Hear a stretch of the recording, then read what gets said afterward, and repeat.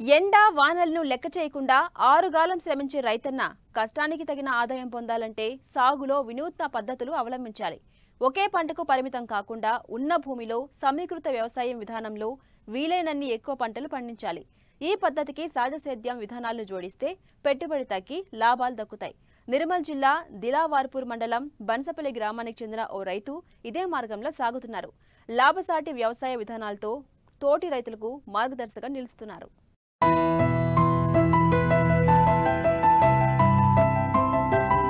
తల్లి భూదేవి చల్లగా చూస్తే అన్నం ముద్దకు కరువేలేదని రైతు ఆత్మవిశ్వాసంతో ప్రకటించేవాడు. ఇది గతం. ఇప్పుడు 4-5 ఎకరాలున్న సన్నకారు రైతుల నుంచి 10 ఎకరాల మోతుబరులు కూడా సాగులో తగిలిన దెబ్బలకు నవనాడులు కుంగిపోయి జవసత్వాలు కూడగట్టుకోవడానికి నానాపాట్లు పడుతున్నారు. వ్యవసాయం వ్యాపార పరమార్థమయ్యాక పరిస్థితి మారింది. ఒకవైపు వ్యాపారుల మాయాజాలం, మరోవైపు పగబట్టి ప్రకృతి కొట్టిన దెబ్బలకు కుంగిపోతున్నారు రైతాంగం. లాభాల సంగతి దేవుడెరుగు, బతుకు గడిస్తే చాలనుకునేటట్లు మిగిలారు. మరోవైపు మన్ను నుంచి అన్నం తీసిన చేతులు మట్టి పనులు చేయడానికి వలసబాట పడుతున్నాయి. మార్కెట్ లక్ష్యంగా సాగు మొదలుపెట్టిన నాటి నుంచే రైతులకు కష్టాలు మొదలయ్యాయి.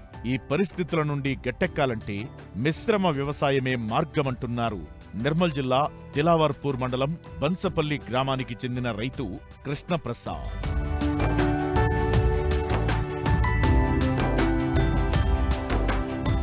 ఇక్కడ కనిపిస్తున్న ఈ వ్యవసాయ క్షేత్రమే రైతు కృష్ణప్రసాద్ది. మొత్తం 4 ఎకరాలు. అందులో ఎకరంలో వరి సాగు, అర ఎకరంలో మొక్కజొన్న సాగు చేస్తూనే అర ఎకరంలో చేపల చెరువు తవ్వించారు. మరో 30 ఎకరంలో కోళ్ల షెడ్ ఏర్పాటు చేసి కడక్నాథ్, గిన్నీ కోళ్లతో పాటు బాతులను పెంచుతున్నారు. అర ఎకరంలో పాడి పశువులను పెంచుతున్నారు. పశువులు, కోళ్ల నుండి వచ్చే వ్యర్థాలను పంటలకు అందిస్తున్నారు. పంటల నుంచి వచ్చే వ్యర్థాలను పశువులకు, కోళ్లకు మేతగా వాడుతూ పెట్టుబడులు తగ్గించుకుంటూ నాణ్యమైన దిగుబడిని పొందుతున్నారు. మన యొక్క వ్యవసాయదారులు ఏం చేస్తున్నారు అంటే ఒకటే రకమైనటువంటి పంటలు వేసి నష్టపోతున్నారు. కనీస దిగుబడి వస్తలేదు. మనం పెట్టినటువంటి పెట్టుబడి సుఖ అందాక చాలా మంది ఆత్మహత్యలు చేసుకునే పరిస్థితిలో ఉంటున్నారు. కాబట్టి అలా కాకుండా ఏం చేయాలి అంటే ఇప్పుడు మన కాలానికి అనుగుణంగా మారేటువంటి కాలానికి అనుగుణంగా మన రైతులు అనేటువంటిది కూడా పంట మార్పిడి అనేటువంటిది చేసుకుంటే చాలా లాభాలు పొందుతారు. ఇప్పుడు ఒకటి చెప్పాలనుకుంటే ఇప్పుడు కోళ్ల ఫారం అనేటువంటిది ఉంది, కాకపోతే ఫిషరీస్ అనేటువంటిది ఉన్నది, మరియు అదే కాకుండా ఇప్పుడు మనం పాడి పరిశ్రమ అనేది ఉంది. అవన్నిట్లలో ఇవన్నీ కలిపి సపోజ్ ఒక 4 ఎకరాల భూమి ఉందనుకోండి. ఆ 4 ఎకరాల భూమి ఉన్నోళ్ళు ఏం చేయాలి అంటే ఒక అర్ధ ఎకరంలో చేపల పెంపకం కానీ, ఒక అర్ధ ఎకరంలో కోళ్ల ఫారంకు సంబంధించింది కానీ, ఇంకొక అర్ధ ఎకరంలో ఒక పంట ఏది ఈసారి మొక్కజొన్న వేస్తే నెక్స్ట్ ఇయర్ సోయాబీను, అట్లా పంట మార్పిడి అనేటువంటిది చేసుకుంటా పోతే మన రైతులు అనేటువంటిది లాభాన్ని పొందుతారు. ఒక పంటలో నష్టం వస్తే ఇంకొక పంటలో లాభం వస్తుంది. అప్పుడు ఏమవుతుంది అంటే రైతు అనేటువంటిది కుంగిపోకుండా ఒక విధంగా లాభసాటిగా ఉంటాడు. నాకు ఇంకా లాభం రావాలనుకుంటే ఇంకా ఏం చేయాలని చెప్పేసి వ్యవసాయ అధికారుల యొక్క సూచనలు చూసుకుంటే వాళ్ళు వ్యవసాయ అధికారులు చెప్తారు.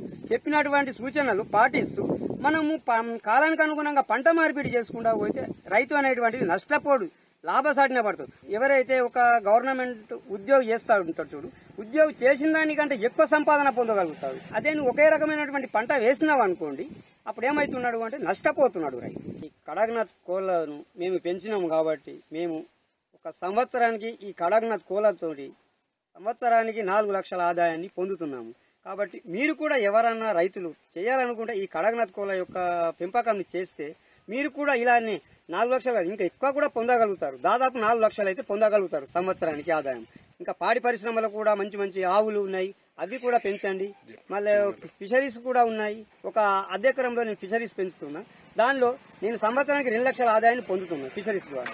మీరు చేసినట్లయితే మీరు ఇంకా ఎక్కువ మనము చేసినటువంటి మెయింటెనెన్స్ ను బట్టి మనకి ఎక్కువ లాభాన్ని వస్తుంది. అంతేకాకుండా పాడి పరిశ్రమల మీద కూడా నేను సంవత్సరానికి ఒక 1.5 లాక్ దాదాపు 1.5 లక్షల వరకు నాకు ఆదాయం అనేది వస్తున్నది పాడి పరిశ్రమల ద్వారా. కాబట్టి మీరు కూడా ఇలాంటి లాభాలు పొందాలని నేను ఆశిస్తున్నాను. ఒకప్పుడు రైతులందరూ పంటలతో పాటు పాడి పశువులు, గొర్రెలు, మేకలు, కోళ్ల పెంపకం చేపట్టి ఖచ్చితమైన ఆదాయాన్ని పొందేవారు. అయితే వివిధ కారణాల దృష్ట్యా పశుసంపద లేని వ్యవసాయాన్ని రైతులు చేపడుతున్నారు. అంతేకాకుండా ఒకే పంటను సాగు చేస్తూ నష్టపోతున్నారు.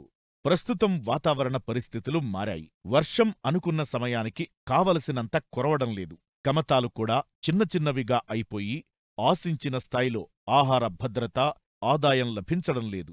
మారుతున్న కాలానుగుణంగా వ్యవసాయ అనుబంధ రంగాలను ఎన్నుకుని కలగలుపుగా వ్యవసాయం చేపట్టాలి. ఇందులో ఒక వ్యవస్థ నుంచి లభించే ఉత్పత్తులు, వ్యర్థాలు మరో వ్యవస్థకు వనరులుగా మారి పెట్టుబడులుగా ఉపయోగపడుతాయి.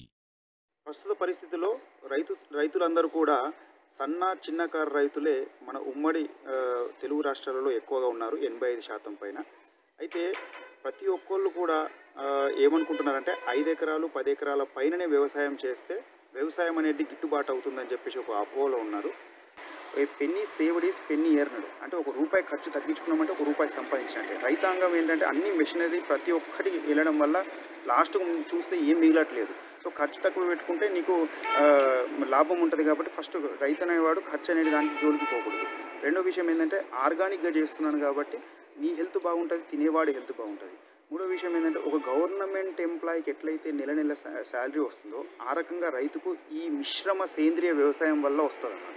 రైతు అనేవాడు ఒకే పంట మీద మోనోక్రాపింగ్ అంటారు, ఒకటే క్రాప్ మీద డిపెండ్ అయి ఉంటాడు. సో ఏంటంటే మనము ఒకే పంట వేయకుండా మిశ్రమ పంట మీద, అంటే ఇప్పుడు ఏంటంటే ఇప్పుడు జామలో ఈల్డ్ రాకపోతే కోళ్ళు, గొర్రెలు, తీగజాతి కూరగాయలతో వస్తాయి రైతుకు. సో కోళ్ళు, గొర్రెలు ఒకవేళ రోగం వచ్చి చనిపోయినా కానీ జామ ప్లస్ తీగజాతి కూరగాయలు పొగరుతో వస్తుంది. అంటే ఒక కాకుండా కానీ ఒక నష్టంలో వచ్చి ఒక దాంట్లో నష్టం వచ్చినా కానీ ఇంకో దాంట్లో లాభం వస్తుంది. సో ఈ రకంగా రైతు అనేవాడు మిశ్రమ సేంద్రియ వ్యవసాయానికి పోవాలి.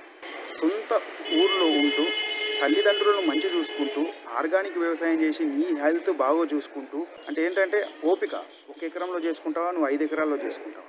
సో ప్రతి ఒక్కళ్ళు కూడా ఇదే దానికి వెళ్లకుండా యువత ఇప్పుడు ఏమీ చదువుకొని వ్యవసాయదారుడే ఇంత బాగా వ్యవసాయం చేస్తుంటే చదువుకున్న యువత కనుక వ్యవసాయంలోకి వస్తే ఇంకెంత బాగా చేయగలుగుతారు.